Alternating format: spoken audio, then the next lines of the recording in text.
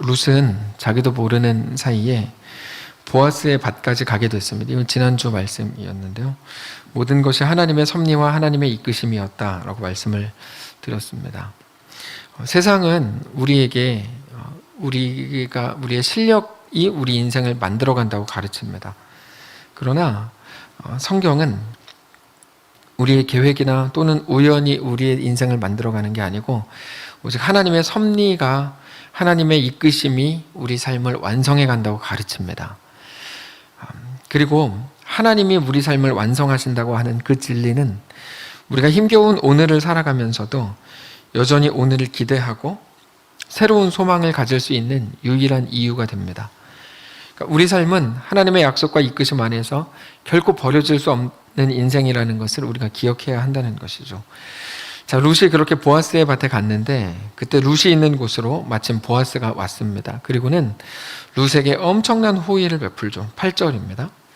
보아스가 룻에게 이르되 내 딸아 들으라. 이삭을 주우러 다른 밭으로 가지 말고 여기서 떠나지 말고 나의 소녀들과 함께 있으라. 여기서 내 딸들, 이렇게 내 딸아, 이렇게 그리고 이제 나의 소녀들과 함께 있으라 이렇게 이제 하는데 이건 보아스의 일꾼을 말하는 게 아니고 정확히 말해서 보아스의 밭에 떨어진 거를 주워가는 사람이죠. 주워가는 사람입니다. 그러니까 보아스 입장에서는 자기 밭에 있는 거를 그냥 공짜로 가져가는 사람이니까 하나도 도움이 안 되는 사람입니다. 그런데도 다른 곳에 가면 싫은 소리 들을 수도 있고 이삭을 줍지 못할 수 있으니까 여기서 다 주워가라 이렇게 말하죠. 거기다가 9절을 보시면 그들이 베는 밭을 보고 그들을 따르라. 내 밭의 길이 어디로 이어지는지 모르니까 내 노예들을 따라가면 그냥 주우면 된다. 내가 그 소년들에게 명령하여 너를 건들지 말라 하였느니라. 목이 마르거든 그릇에 가서 소년들이 길어온 것을 마시면 된다. 이렇게. 물도 그냥 마시면 된다. 이거죠.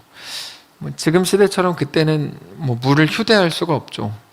당연히 지금 같은 수도시설도 없고. 그러니까 일을 하다가 물을 마시는 게 제일 이제 큰 고역이었을 텐데 남자 종들이 우물에서 힘들게 떠온 물을 마셔도 된다는 것은 엄청난 호의일 겁니다. 단지 물을 편하게 마셔도 된다 이런 차원이 아니고 룻이 누굽니까? 지난주에 나누었는데 유대인이 아니고 이방 여인 룻이죠. 이방 여인 가나안뱅이 룻의 입장에서는 하나하나가 엄청난 호의죠. 왜냐하면 오늘 보아스 만나기 전까지는 사실은 유대인들은 이방인을 개 취급하니까 욕이 아니고 진짜 개 취급하니까 룻 지금 보아스에게 엄청난 호의를 받고 있는 겁니다. 그래서 룻도 처음에는 고맙다, 이 사람 좋은 사람이구나. 근데 호의가 막 점점 커지니까 이게 이해가 안 되는 거죠. 그래서 이렇게 물어봅니다. 나는 이방 여인입니다. 다른 사람들은 다 나를 개 취급하고 조롱하고 못 잡아먹어서 안달인데 당신은 나한테 왜 이렇게 잘해줍니까? 10절입니다. 룻이 엎드려 얼굴을 땅에 대고 절하며 그에게 이르되 나는 이방 여인이거늘 당신이 어찌하여 내게 은혜를 베푸시며 나를 돌보시나이까. 아무리 자기가 생각을 해봐도 유대인 부자 사람 보아스가 자기한테 잘해줄 이유가 없는 거죠. 그때 보아스가 그 이유에 대해서 이렇게 설명합니다. 11절에 보아스가 그에게 대답하여 이르되 내 남편이 죽은 후로 네가 시어머니에게 행한 모든 것과 네 부모와 고국을 떠나 전에 알지 못하던 백성에게로 온 일이 내게 분명히 알려졌느니라. 룻이 행한 일, 특별히 나오미에게 행한 일, 시어머니 나오미를 혼자 내버려 두지 않고 나오미를 보살피면서 여기까지 돌아온 일을 말하는 겁니다. 물론 룻이 잘했습니다. 좋은 일 했죠. 근데 사실 조금만 더 생각을 잘 해보면 룻이 남들보다 그렇다고 더 대단하게 훌륭하거나 더 잘한 것도 없어요. 왜냐하면 룻은 자기가 좋아하는 남자 만나서 결혼했고 같이 살던 시어머니랑 같이 돌아온 것 뿐이거든요. 시어머니를 안 버렸으니까 잘했다. 잘했죠. 근데 그런 정도의 일은 룻만이 아니라 누구라도 그렇게 했을지도 몰라요. 당장 오르바가 중간에 떠나긴 했지만 오르바도 원래 그렇게 하려고 그랬어요. 시어머니 따라가려고 그랬습니다. 그러니까 아무리 생각해도 룻이 더 대단하게 잘한 거 없고 어쩌면 누구라도 그런 상황이 됐을 때 다 그렇게 했을지도 모릅니다. 그럼에도 이런 호의를 베푸는 게 이게 이해가 안 되는 거죠. 혹시 지금 추우세요? 안 추우세요? 추우시면 얘기하세요. 제가 온도를 낮추다가 좀 너무 낮춘 것 같기도 하고, 그러니까 추우시면 손을 드시면 춥구나 이렇게 하겠습니다. 근데 우리가 얻은 은혜 앞에서 늘 할 말이 없습니다. 할 말이 없는 이유는 구원받을 만한 어떤 대단한 칭찬받을 만한 일을 우리가 한 적이 없기 때문입니다. 우리가 스스로 생각해 볼 때, 하나님이 나 정도 되니까 구원하셨지, 이렇게 생각하는 사람이 있습니까? 아마 한 명도 없을걸요. 정상적인 사람이라면. 그러니까 내가 구원받은 이유를 내가 이렇게 했기 때문에 라고 말할 수 있는 사람이 사실상 한 명도 없습니다. 이것과 같습니다. 돌아온 둘째 아들 돌탕이, 이 사람이 잘한 게 뭡니까? 하나도 없죠. 뭐 못난 짓, 못된 짓만 했죠. 재산 미리 땡겨받아가지고 허랑방탕하게 다 날렸는데, 돌탕이가 날려먹은 재산은 돌탕이가 만들어 놓은 재산이 아니고 아버지가 모은 재산이었습니다. 그거를 다 날렸습니다. 그리고 나서 굶어 죽을 것 같으니까 돌아온 겁니다. 그러니까 자기가 죽을 것 같아가지고 안 죽으려고 돌아온 거거든요. 뭐를 잘해요, 이게? 잘한 게 하나도 없죠. 근데 아버지가 돌탕이 보고 뭐라 그럽니까? 멀리서 오는 거를 보고 멀리서부터 달려가가지고 너 돌아오기 진짜 잘했다. 너는 내 사랑하는 아들이다. 너 훌륭하다. 그러면서 막 안아주고, 너 힘든 결정했다. 너 진짜 잘했다. 그러니까 이게 돌탕이가 이해가 안 되는 거죠. 내가 뭐를 잘했다고 나한테 잘했다 그러지? 그래서 돌탕이가 뭐라고 얘기합니까? 아닙니다. 나는 진짜 못났습니다. 그러니까 나를 이제 아들이라고 하지 마시고 종들 중에 하나로 보십시오. 이렇게 얘기합니다. 진짜 종이 되고 싶고 막 내 꿈은 종이에요. 어렸을 때부터 노예, 뭐 이런 게 아니고 아버지의 행동이, 아버지의 사랑이 너무 이해가 안 되니까 그렇게까지 얘기를 하는 겁니다. 아버지의 사랑이 크다는 건 알고 있었어요. 그래서 내가 집에 다시 돌아가면 나를 내치거나 이런 개놈의 자식이 어디서 돌아와서 그때 나갈 때는 언제, 이렇게 욕하고 때려 죽이지 않을 거를 알고 있었어요. 돌탕이는. 그래서 돌아온 거예요. 종 정도로 나를 받아주겠지, 이 정도의 생각은 있었습니다. 근데 아들로 받아준다? 이거는 자기가 생각한 것 이상이거든요. 깜짝 놀란 거예요. 아버지의 사랑에 대해서 이해하지 못한 사람이 한 명 또 나옵니다. 그 누굽니까? 돌탕이의 형, 첫째 아들이죠. 우리는 돌탕이는 집 나갔다가 허랑방탕하게 놀다 돌아온 놈이기 때문에 나쁜 놈이고, 형은 아버지 곁을 잘 지켰기 때문에 덜 나쁜 놈이라고 생각하는 경향이 있는데, 성경은 둘이 똑같은 놈이라고 말합니다. 똑같은 놈들이다. 네. 아버지의 사랑을 이해하지 못하고 있다는 측면에서 똑같다. 성경의 증언이죠. 돌탕이가 돌아와가지고 동네에서 잔치를 벌이고 있는 그 시간에 형이 일을 마치고 집으로 돌아오고 있었습니다. 근데 오다 보니까 자기 집에서 막 연기가 나고 소 냄새가 막 나고 막 마음이 막 쿵쿵거리고, 오늘 소 먹나? 뭐 이렇게 생각을 했는데, 근데 갑자기 왜 소 냄새가 나지? 깜짝 놀란 거예요. 집에 들어가지도 않고, 이 첫째 아들이 음흉해요. 진짜 제가 싫어하는 걔, 음흉해요, 얘가. 그래가지고 도대체 우리 집에서 무슨 일이 있길래 잔치를 벌이지? 종을 시켜서 다 알아보게 하죠. 미리 가봐. 다 알아봅니다. 그리고는 이야기를 들어요. 뭐? 돌탕이가 돌아왔다고? 왜 돌아왔대? 오케이. 돌아온 것까지 알겠는데 아버지는 왜 저런데? 왜 잔치까지 연대? 그러면서 이제 아버지한테 따집니다. 아니, 저게 집안 말아먹은 놈인데 저게 뭐를 잘했다고 잔치까지 열어줍니까? 막 따지죠. 돌탕이 스스로도 그랬지만 형도 아버지가 이해가 안 되는 거예요. 왜 이러지? 이해가 안 되는 겁니다. 근데 아버지가 돌탕이를 왜 받아줬습니까? 너무 쉽죠. 이 이유는 너무 단순한 겁니다. 그분이 아버지였기 때문이죠. 아버지였기 때문에 받아줘요. 무엇으로 더 이상 설명을 합니까? 설명할 길이 없죠. 그저 딱 하나의 이유. 내가 아버지다. 내가 아버지라서 사랑한다. 그거를 이렇게 설명합니다. 이 내 동생은 죽었다가 살아났고 잃었다가 얻은 아들이다. 우리가 즐거워하고 기뻐하는 게 당연하지 않냐? 아버지가 받아준 이유, 돌탕이가 돌아온 게 아버지에게 기쁨이 된 이유는 딱 하나입니다. 그가 막 잘했고 재산 가지고 나서 10배로 불려오고 그런 게 아니고 내가 네 아버지라서 그렇다. 이게 유일한 이유입니다. 그 이유는 둘째가 잘했기 때문이 아니라 그분이 아버지이기 때문이죠. 그러니까 둘째는 어벙벙하죠. 이게 뭐지? 왜 나한테 잘해주지? 어벙벙하죠. 룻이 어벙벙한 이유가 그와 같습니다. 엄청난 호의를 받고 있는데 그 이유가 자기에게서 아무리 찾으려고 해도 못 찾겠으니까 어벙벙한 거예요. 근데 그게 복음이죠. 이유가 너희에게 있지 않다. 하나님께 있다. 하나님이 먼저 찾아오셨고 하나님이 먼저 사랑하셨다. 성경은 그거를 계속 말씀합니다. 여러분 성경 전체에서 그걸 계속 말해요. 근데 우리의 문제는 뭐냐면 자꾸만 여전히 은혜의 근거를 우리 스스로에게서 찾으려고 그런다는 거예요. 습관적으로. 세상에서 그렇게 배웠으니까 어쩔 수 없다고 이해는 하는데 그게 우리의 심각한 문제가 되는 거예요. 오늘 본문에서 모든 근거가 룻에게 있는 게 아니라 보아스에게 있다 말씀을 하심에도 불구하고 그 은혜의 근거를 자꾸만 보아스가 아니라 룻에게서 찾으려고 그런다는 거죠. 룻에게서. 그래서 룻의 훌륭한 점을 쭉 나열하고, 야, 룻처럼 해라. 시어머니 잘 보시면 너 복 받는다.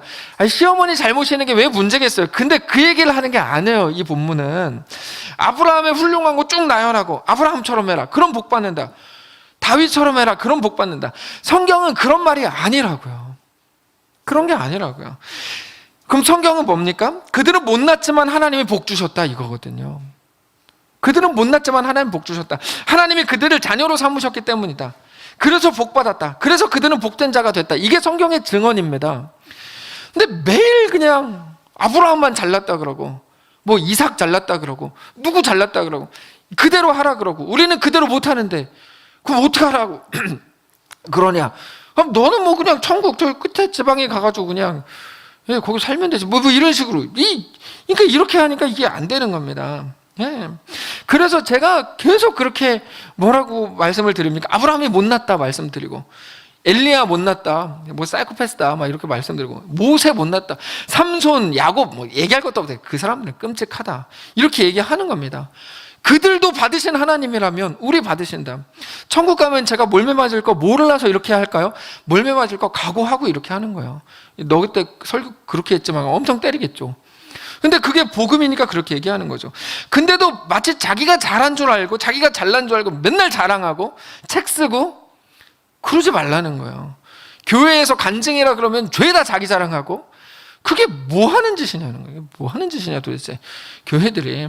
예, 그게 아니라는 거죠.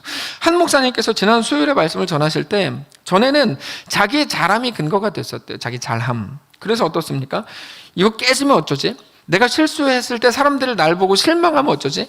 이렇게 생각하니까 자꾸 불안하고 잘못을 더 감추게 되고 포장하게 되고. 근데 복음은 그런 게 아니라는 거죠. 자기 자신에게 기준이 되거나 자기 자신에게 근거가 있는 게 복음이 아니라는 겁니다.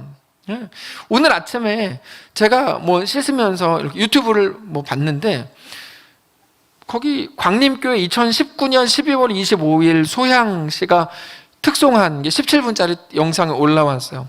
조회수 30만. 그래서 제가 봤어요. 원래는 뭐 제가 소양을 별로 좋아하지 않기 때문에 안 보려고 그랬는데, 제가 소양을 좋아하지 않는 이유는 죄송합니다, 외모 때문인데, 중요한 건 그게 아니고, 근데 어쨌든 간에 소양을 별로 좋아하지 않는데 소양이 노래를 하는데 제가 그걸 봤어요. 왜 봤냐면 그 밑에 댓글 때문에 봐요. 댓글 때문에. 댓글에 이렇게 써 있어요. 저는 기독교인이 아닌데 와, 이런 게 전도군요. 대단합니다. 이렇게 해가지고 어떻게 했길래 소양이 그런가. 그리고 쭉 봤습니다. 그리고 나서 17분을 다 보고, 그리고 밑에 댓글을 다시 보니까 좀 재미있었어요. 이렇게 나와 있었어요. 저는 기독교인이 아닌데 이게 전도군요. 소양 대단합니다. 정말 엄청납니다. 소양님. 이렇게 써 있었던 거예요. 결국에 전 소양을 욕하려는 게 아니라 우리의 생각을 잘 생각해 보십시오. 우리가 하나님을 높이지 않고 매일 뭐 합니까? 아브라함을 높이고 룻을 높이고 모세를 높이고 이러고 있더라는 거예요. 그렇지 않거든요. 복음은 그런 게 아니거든요. 복음은 근거가 우리에게 있지 않고 하나님께 있다고 계속 말씀하세요. 계속 말씀하세요. 그러면 뭡니까? 우리가 할 일이 있다면 무엇입니까? 더 잘하려고 하지 말고 더 흠없으려고 하지 마시고 예수를 믿으시라는 거예요. 그 성경이 우리한테 계속 얘기하는 거예요. 예수를 믿어라. 하나님이 바로 그 아버지이신 사실을 믿어라. 그 얘기를 계속합니다, 성경은. 근데 우리는 자꾸 다른 방향으로 가죠. 잘했냐 못했냐가 아닌 겁니다. 그 기준을 이미 넘어선 거고 나는 아버지다. 이 부분에 대해서 잘 설명하는 본문이 누가복음 7장인데 누가복음 7장에 보면 한 바리새인이 나옵니다. 그 사람은 지금 예수님의 발을 닦고 있는 여자가 죄인이라는 것을 그 바리새인은 알고 있었는데 예수님은 그런 여자를 정죄하지 않고 가만히 두고 있다는 게 막 너무 기분 나빴습니다. 찾아봅시다. 누가복음 7장 36절입니다. 누가복음 7장 36절.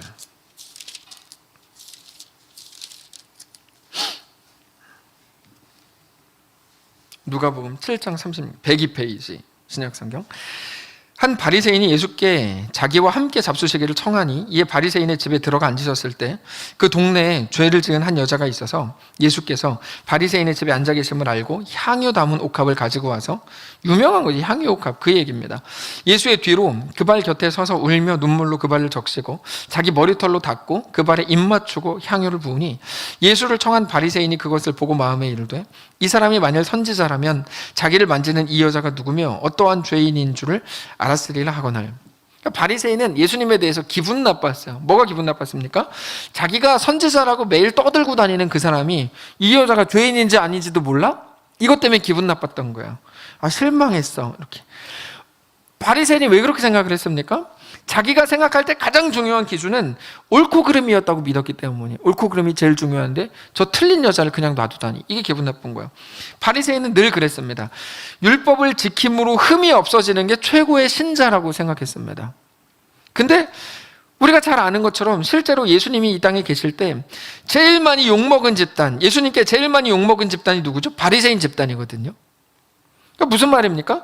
바리새인들은 율법에 흠이 없음으로 하나님께 칭찬받고 사랑받는다고 생각했지만 그들은 착각하고 있었던 거예요. 그들은 율법을 지키는 거, 율법에 흠 없음이 하나님을 기쁘시게 한다고 생각했는데 그거는 틀린 생각이었다는 거죠. 그럼 그들은 왜 그렇게 생각했을까? 왜 율법에 흠 없음을 위해 그렇게 노력했을까? 거룩에 대한 오해 때문입니다. 자, 하나님은 거룩하시고 우리에게 거룩하기를 요구하시죠. 맞습니다. 근데 중요한 건 뭐냐면 그 거룩이 뭐냐는 거예요. 거룩이 뭐냐? 우리가 자주 오해하는 부분인데 거룩은 뭘까요? 쉽게 말하면 구별이죠. 구별됨이 거룩이 맞습니다. 여기까지는 맞습니다. 근데 어떤 구별을 얘기하는 걸까? 우리는 자주 하나님의 거룩하심을 두고 무섭고 공포스러운 걸로 여깁니다. 한마디로 하면 잘하면 상 주고 못하면 벌 주는 하나님의 공의를 거룩이라고 생각해요. 많은 사람들이. 여기서 문제가 되는 겁니다. 그래서 많은 사람들과 대화해보면 항상 겁먹고 신앙생활을 해요. 겁먹고 두려움 속에 늘 옳아야 될 것 같고 틀리지 않으려고 그러고 흠이 없으려고 그래요. 왜요? 잘하면 상 주고 못하면 벌 주는 하나님이니까. 교회는, 또 나쁜 교회는 그걸 이용해요. 그래가지고 그걸로 협박하고 그걸로 자기의 말을 듣게 하죠. 이건 심각한 문제입니다, 교회가. 그래서 그루밍 범죄가 교회 안에서 그렇게 많이 요새 성행하는 이유가 그것 때문입니다. 하나님에 대한 오해 때문에 그걸로 사람들을 조정하고 자기의 원하는 대로 맞추려고 하는 거거든요. 그게 이제 문제가 되는 거죠. 아이러니한 거는 내가 잘하고 흠이 없으면 스스로 만족이 돼야 되는데, 하나님 안에 있는 만족과 평안이 돼야 되는데 그런 걸로 만족이 안 됩니다. 여전히 불안하죠. 그래서 어디로 갑니까? 이제는 다른 사람을 비난해서 내 옳음을 증명하는 자리로 가죠. 그게 바리새인에게 누가복음 7장에서 나타났던 증상입니다. 저 여자가 어떤 죄인인지 몰라요? 그래서 놔둬요? 이렇게 한 거거든요. 그때 예수님께서 바리새인에게 아주 중요한 걸 말씀을 하십니다. 44절 보시면 그 여자를 돌아보시며 시몬에게 이르시되 이 여자를 보느냐? 내가 너의 집에 들어올 때는 하나씩 대조를 잘 보십시오. 너는 내게 발 씻을 물도 주지 아니하였지만 이 여자는 눈물로 내 발을 적시고 그 머리털로 닦았다. 여러분 잘 보십시오. 여기 옳고 그름이 나옵니까? 45절도 보세요. 너는 내게 입 맞추지 아니하였으되 그는 내가 들어올 때로부터 내 발에 입 맞추기를 그치지 않았다. 너는 내 머리에 감람유도 붓지 않았지만 그는 향유를 내 발에 부었다. 이러므로 내가 말하노니 너에게 그의 많은 죄가 사하여졌도다. 여러분 기준을 잘 보시라고요. 기준을. 하나님이 어떤 분입니까? 우리에게 있어서, 하나님에게 있어서 우리의 잘잘못이 제일 중요한 기준입니까? 아닙니다. 하나님에게 있어서. 그랬다면 돌탕이 들어오기도 전에 보일 때 총 쏴서 죽였어야죠. 네. 그게 기준이 아니라고. 기준이 제일 중요한 게 기준이 뭡니까? 누가 더 하나님을 사랑하는가가 제일 중요한 기준이에요. 성경을 보세요. 그리고 거룩은 바로 그겁니다. 거룩이 뭘까요? 거룩에 대해서 전 영국 캔터베리 그 대주교였던 로안 윌리엄스가 이렇게 멋있게 표현했습니다. 거룩은 구별이나 분리와 같은 다른 사람들보다 더 높은 차원의 어떤 것을 이루는 게 아니라, 사람들은 다 그거를 거룩이라고 생각해요. 근데 그게 아니라 뛰어들어가 함께 하는 것이다. 너무 멋있는 표현이라고 생각해요. 뛰어들어가 함께 하는 것. 그래서 예수님을 스스로, 예수님께서 인자라는 표현을 자주 하시거든요. 인자는 뭡니까? 사람의 아들이란 뜻이죠. 사람 인자의 아들 자자서 사람의 아들이다. 인자라는 표현을 왜 쓰냐면 너희 속에 뛰어들어와 너희 속에 거한다고 해 성육신인데 그거를 인자라고 표현하시는 거예요. 그게 성탄이죠. 이번 주에 있게 될 성탄. 네, 그 말씀을 하십니다. 성경이 하는 말은 그겁니다. 거룩은 구별이다. 근데 그 구별이라고 하는 건 세상 사람들과 너를 율법적으로 구별해가지고 넌 잘났고 쟤네 못났고 이 얘기가 아니라 세상과는 차원이 다른 하나님의 놀라운 사랑을 받은 거, 그게 우리에게 대한 하나님의 거룩이라는 거예요. 하나님은 차원이 달라. 하나님은 사랑은 놀라워. 하나님의 은혜는 진짜 엄청나. 이게 하나님의 거룩이라는 겁니다. 이게. 그러니까 이 거룩이 뭡니까? 이렇게까지 사랑하나? 이렇게까지 용서하나? 이것까지 품나? 이거죠. 그렇게 뛰어들어와서 우리를 품으신 거, 그게 거룩입니다. 둘째 아들까지 용서하시고 품어주시는 게 하나님의 거룩인 거죠. 그래서 우리는 곧바로 이렇게 갈 수 있습니다. 하나님 말씀하신 내가 거룩하니 너희도 거룩하라. 이게 무슨 뜻일까요? 아시죠? 내가 거룩하니가 무슨 뜻이라고요? 그런 뜻이라고요. 너희도 거룩하라는 무슨 뜻이라고요? 그런 뜻이라고요. 이거 예수님 버전으로 가면 이렇게 합니다. 예수님 이렇게 표현하셨어요. 내가 너희를 사랑한 것처럼 너희도 서로 사랑하라. 이렇게 가는 거예요. 그게 우리에게 요구된 거룩이라는 겁니다. 그래서 거룩은 어떤 조건이나 자격에 관한 게 아니라 우리가 받고 있는 사랑에 관한 거죠. 이걸 이사야 49장에서 하나님이 멋있게 표현하세요. 여인이 어찌 그 젖 먹는 자식을 잊겠느냐? 자기 태에서 난 아들을 긍휼히 여기지 않겠느냐? 그들이 혹시 그것을 잊을지라도 나는 너를 잊지 아니할 것이라. 이게 하나님의 거룩이라고요. 이게. 그리고 우리에게 그 거룩과 그 사랑을 요구하시는 게 기독교 신앙인 겁니다. 다른 게 아니고요. 성도 여러분, 우리가 사랑받은 존재라는 사실을 아십니까? 믿으셔야 돼요. 믿으셔야 돼요. 그리고 믿는다면 오케이, 그럼 우리도 서로 사랑하라, 이렇게 가는 거거든요. 하나님은 그런 분임에도 불구하고 우리는 자꾸만 어떻게 합니까? 질서와 명분이라는 것을 지키기 위해서 하나님을 매우 잔인하고 공포스러운 하나님으로 만들어버렸어요. 매우 잔인하고 공포스러워. 그래서 예배 시간에 저렇게 몇 명이 졸면 그냥 바로 총이 왜 안 내려오냐? 이렇게 하는 거야. 제 생각이 아니고 사람들이 그랬다고요. 사람들이. 저는 그렇게 생각 안 해요.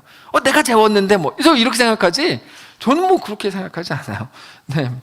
그러니까 하나님을 사람들이 매우 잔인하고 공포스럽게 만들었다고요. 그리고는 어떻게 합니까? 자기들이 만든 공포스러운 하나님 때문에 매일 벌벌 떨어요. 기독교인들이 하는 일들이에요. 벌 받을까봐, 하나님이 싫어하시고 미워하실까봐, 하나님 나를 버릴까봐 매일 두려워서 벌벌 떨고 있는 게 우리 현실입니다. 매일 자책과 후회로 꽉 차가지고 용서받기 위해서는 내가 지은 죄 하나하나 막 다 나열하면서 무릎 꿇고, 주님 벌레만도 못한 죄인입니다. 진짜 하나님이 우리 벌레만도 못하게 생각하실지 저는 모르겠어요. 그거는 어떤 벌레를 상상하시는지 모르겠는데 바퀴벌레 정도 되겠죠. 근데 진심으로 하는 고백인지도 궁금해요. 진심으로 본인이 바퀴벌레만도 못하다고 생각하나요? 궁금하긴 한데, 벌레만도 못한 죄인입니다. 제발 용서해 주십시오. 근데 여러분, 그렇게 어떻게 삽니까? 그렇게 못 살아요. 하나님 앞에 나아갈 때마다 그렇게 어떻게 살아요? 못 살아요. 회개하지 말라는 게 아니라 벌벌 떨지 말라는 거예요. 그리고 벌벌 떨지 말라는 이유는 벌벌 떠는 이유 때문입니다. 무슨 말인지 잘 못 알아들으셨죠? 벌벌 떨지 말라는 이유는 벌벌 떠는 이유 때문이라고요. 한번 또 했는데 또 못 알아들으셨죠? 벌벌 떨지 말라고 말하는 이유는 그가 벌벌 떠는 이유가 있기 때문인데, 그가 벌벌 떠는 이유는 믿음 없음 때문에 벌벌 떠는다는 거예요. 그가 하나님 아버지에 대한 믿음 없음 때문에 벌벌 떠니까 벌벌 떨지 말라는 거죠. 이게 이해가 되십니까? 근데 제가 이제까지 많은 신앙생활 하는 동안에 정말 많은 기독교인들을 만나면서 확실히 알게 된 한 가지 사실이 있어요. 99% 우리의 진짜 문제는 어떤 사람들이 하는 말처럼 하나님의 사랑에 대해 설교될 때마다 사람들이 생각하는 것처럼 하나님의 완전하신 사랑 때문에 딴 사람이 방심해지고 그래서 허랑방탕하게 되면 어떻게 돼? 이게 문제가 아니고, 우리 진짜 문제는 자기 마음속에 하나님에 대한 두려움, 그 벌하심에 대한 심각한 두려움으로 지배되어 산다는 게 진짜 문제라는 걸 알게 됐어요. 그게 진짜 문제더라고요. 하나님을 늘 그렇게 무서워하고 겁먹고 넉넉해지지 못하고 늘 불안해하고 두려워 떠는 게 진짜 문제라는 걸 알게 되는 거예요. 옳은 자가 되고 싶어요. 흠이 없고 싶어요. 왜요? 하나님께 버려질까 봐. 근데 여러분, 집 나간 둘째도 받으신 아버지이신 것을 믿지 못해서 우리는 벌벌 떨 수밖에 없는 겁니다. 그러지 말라는 거죠. 그러지 말라. 왜요? 거기에 갇히지 말라. 정확히 말하면 거기에 갇히지 말라. 왜요? 하나님이 우리에게 주시는 은혜의 크기는 그런 정도가 아니라 말할 수 없이 크기 때문이다. 결국 믿음이 오늘 우리의 삶을 만드는 겁니다. 그래서 성경이 계속 우리에게 무엇을 말씀하신다고요? 하나님의 사랑의 이유는 너에게 있지 않다, 나에게 있다 라고 계속 말씀하시는 거예요. 그리고 그 믿음으로 우리 삶을 살아보라는 거죠. 벌벌 떠는 거에 갇히지 말고 믿음을 가지고 우리 삶을 살아봐라. 거기에 믿음이 나오는 겁니다. 자, 믿음이라는 게 나오는데 믿음은 뭡니까? 우리가 믿음에 대해서 상당히 많이 오해합니다. 나는 믿는다, 그래서 구원받았다라고 생각합니다. 구원의 전제 조건이라고 생각해요. 여기에 문제가 있어요. 실제로 우리 구원을 생각해 보십시오. 우리가 믿어서 구원을 얻은 게 아니라 로마서 5장에 보면 하나님은 우리가 연약할 때, 우리가 죄인이었을 때, 우리가 하나님과 심지어 원수됐을 때 하나님은 우리를 구원하시기로 작정하셨죠. 네. 그러니까 구원은 우리가 하나님을 알지도 못하던 때 우리에게 이루신 게 하나님의 구원인데, 그때부터 구원받은 자녀요 성도인 것을 믿고 그 믿음으로 살아가라는 것이 우리에게 요구된 믿음이라는 거예요. 순서를 잘 보면 믿음이 구원의 조건인 게 아니라 구원을 주시면서 믿음을 요구하신다는 거죠. 어디서 확인할 수 있습니까? 출애굽에서 확인 쉽게 합니다. 출애굽을 하신 이후에 믿음을 요구하시죠. 누구를 출애굽하셨습니까? 믿음이라는 잣대로 보면 덜 떨어진 이스라엘 분들을 위해서, 고개를 갸우뚱하게 만드는 이스라엘을 출애굽시키신 다음에 어떻게 하셨죠? 믿음을 요구하셨죠. 그게 홍해와 요단강의 순서다 말씀을 자주 드리잖아요. 어떤 믿음을 요구하십니까?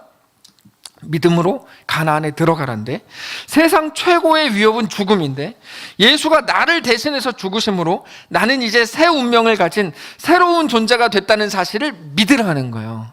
믿어라. 그리고 우리가 예수로 인해서 새로운 존재가 됐다는 것은 그러므로 이제 우리에게 더 이상의 위협이 없다는 말이 아니라 오히려 정반대입니다.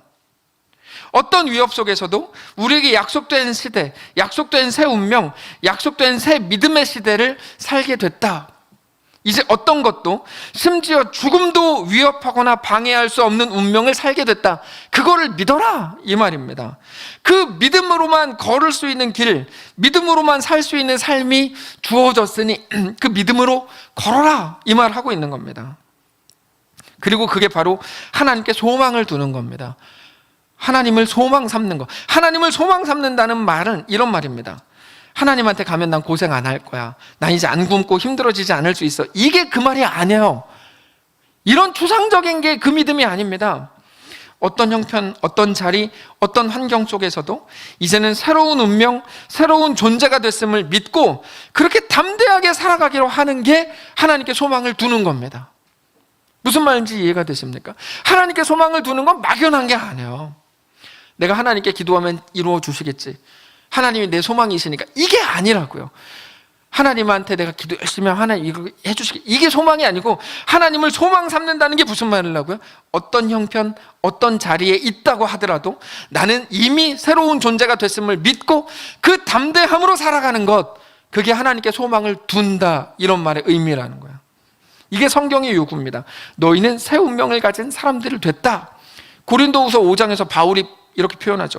그런즉 누구든지 그리스도 안에 있으면 새로운 피조물이라, 이전 것은 지나갔으니 보라 새 것이 되었도다라고 말하죠. 새로운 운명을 말하는 거예요. 새로운 존재. 그래서 어떻게 하라고요?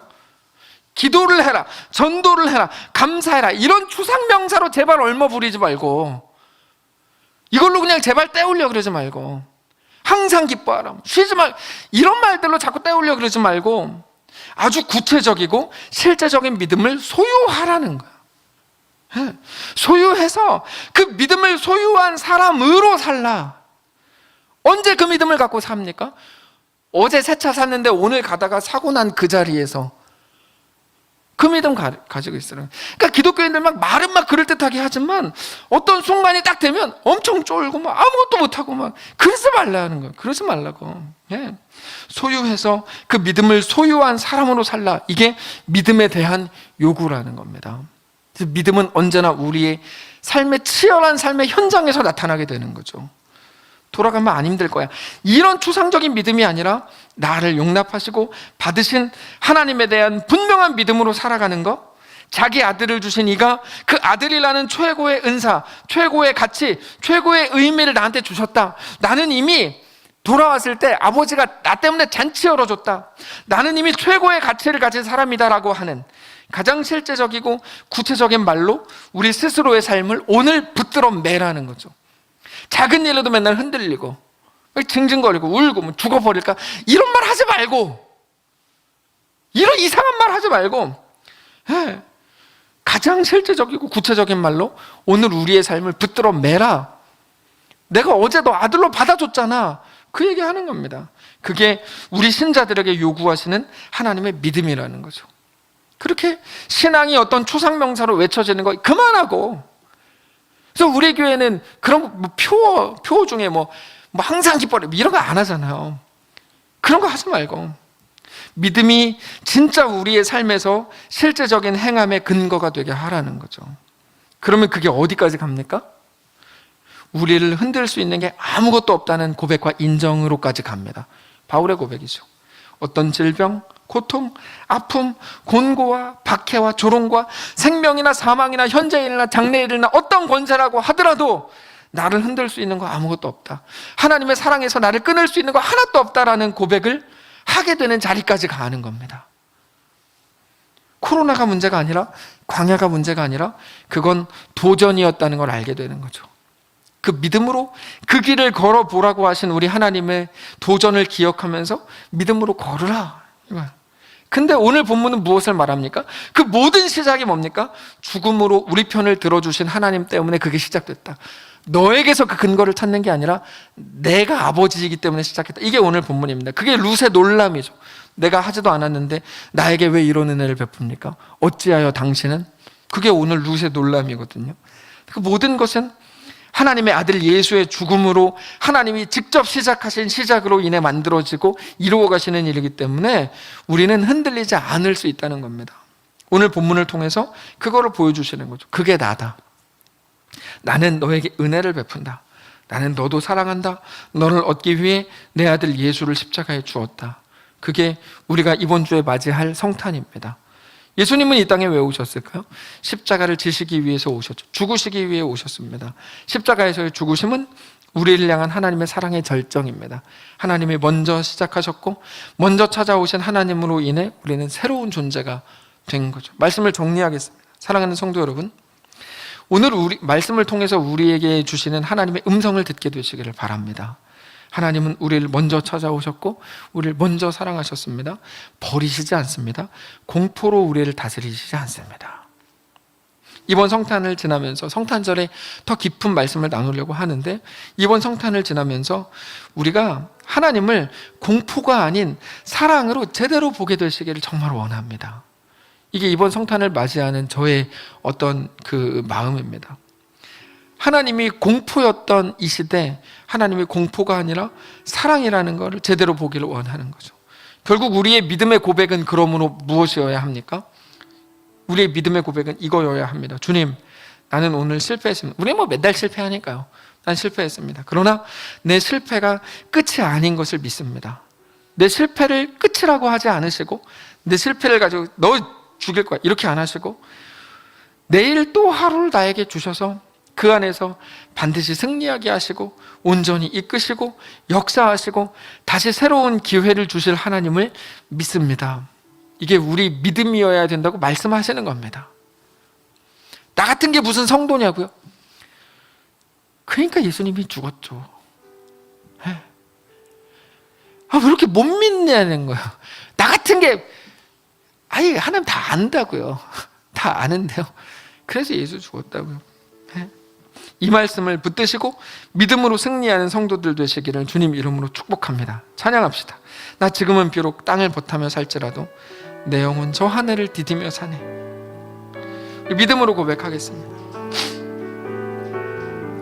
나 지금은 비록 땅을 버타며 살지라도 내 영혼 저 하늘을 디디며 사네.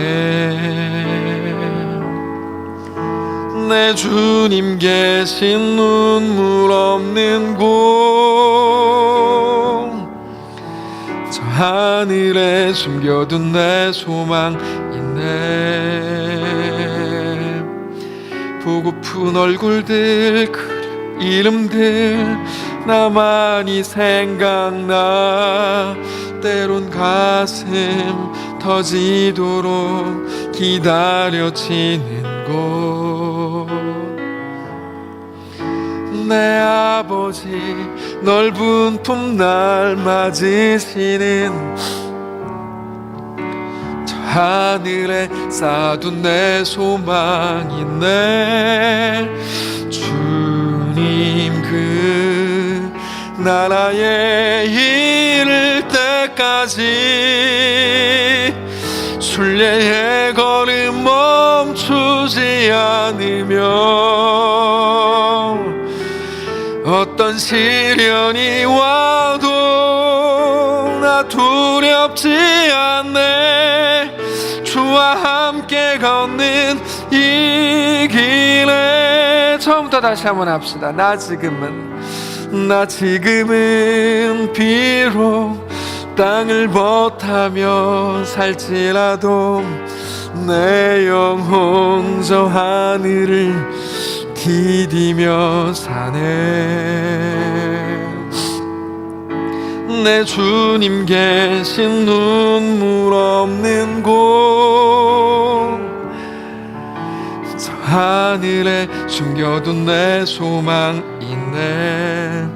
보고픈 얼굴들, 그리운 이름들 나만이 생각나. 때론 가슴 터지도록 기다려지는 곳, 내 아버지 넓은 품 날 맞으시는, 아멘, 저 하늘에 쌓아둔 내 소망 있네. 주님 그 나라에 이를 때까지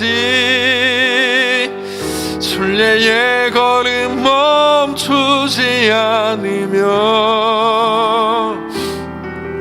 어떤 시련이 와도 나 두렵지 않네. 주와 함께 걷는 이 길에 주님 그 나라에 이를 때까지 순례의 걸음 멈추지 않으며, 어떤 시련이 와도 나 두렵지 않네. 주와 함께 걷는 이 길에. 하나님이 늘 무서웠고 공포의 대상이었고 두려움의 대상이었습니다. 근데 하나님은 우리를 그렇게 기다리시고 우리를 안아주시는 아버지 같은 하나님이 아니라 할아버지 같은 하나님이었는데, 우리는 늘 조급했고 두려웠고 겁나서 그 넉넉함을 살아내지 못했습니다. 늘 두려워서 틀리면 안 되는데, 욕먹으면 안 되는데, 그게 전부였던 우리.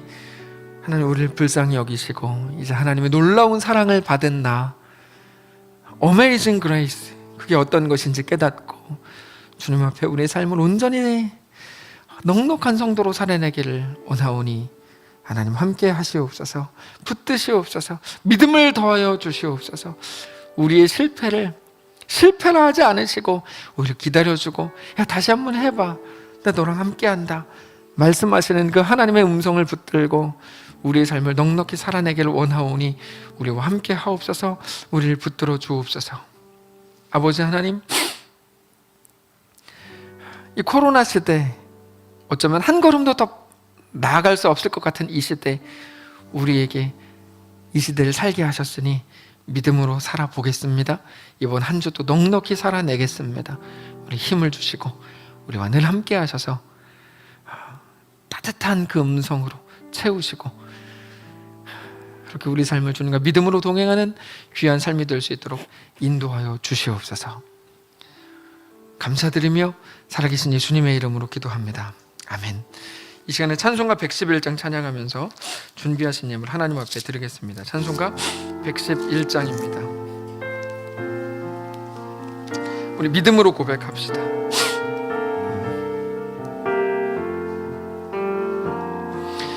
귀중한 보배 합을 주 앞에 드리고 우리의 몸과 마음도 다 함께 바치세. 진리는 오묘하고 사랑은 성결해. 주께서 탄생하신 거룩한 날일셈. 주께서 주신 은혜 한없이 크오니 우리가 받은 것을 감사히 바치세. 기쁨은 충만하고 소망은 불변해. 정성과 마음을 다해 경배를 드리세. 들에서 밤을 새며 양치던 목자들 하늘에 빛난 영광 보고서 놀랐네.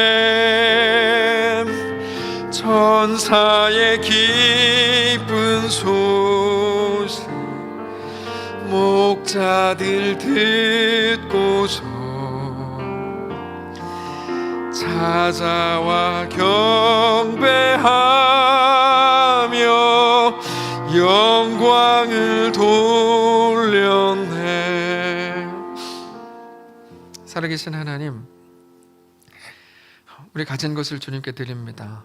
신앙을 늘 말로 어떤 결단으로 나 이렇게 작정합니다, 결단합니다.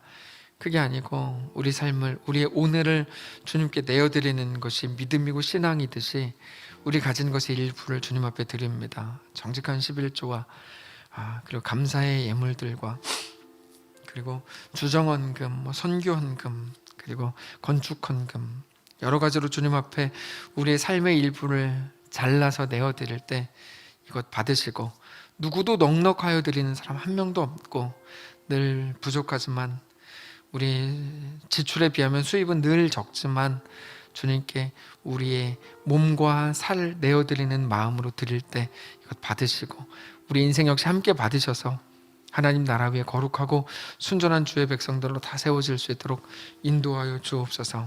하나님, 우리의 모든 형편과 상황을 아시는 하나님, 하나님께서 친히 성령으로 우리를 붙드시고 우리 가운데 임재하셔서 어떤 상황에서도 믿음으로 그 길을 넉넉히 걷게 하시고 주님과 함께 동행하는 사랑하는 모든 성도를 될 수 있도록 인도하여 주옵소서. 이제 한 해를 마무리하는 때에 왔습니다.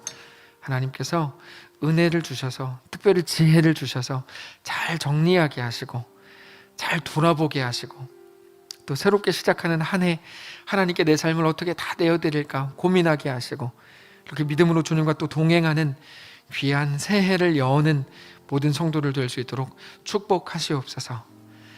간절한 기도 제목들을 가진 사랑하는 성도들, 그들의 마음을 아시오니 그들에게 믿음을 더하여 주시고 넉넉한 마음으로 그 길을 또 잘 걸어갈 수 있도록 하나님 도우시고 축복하시옵소서. 이번 주 성탄입니다. 구주 성탄을 감사함으로 받게 하시고 주님과 믿음으로 동행하는 귀한 날 되도록 함께 하시옵소서. 감사드리며 살아계신 예수님의 이름으로 기도합니다. 아멘. 이제는 우리 구주 예수 그리스도의 은혜와 하나님 아버지의 다함없는 사랑과 성령의 교통인도 역사 위로 함께 하심의 은사가 이 시간 내가 구원받은 것이 무엇인지, 내가 얻은 은혜가 무엇인지 깨달아 주님 앞에 온전한 믿음으로 우리에게 허락된 삶을 살아가기로 결정하는 사랑하는 모든 성도들 머리머리 위에, 그들의 가정 위에, 직장과 사업장 위에, 사랑하는 이 교회 위에 이제로부터 영원까지 함께 계실지어다. 아멘.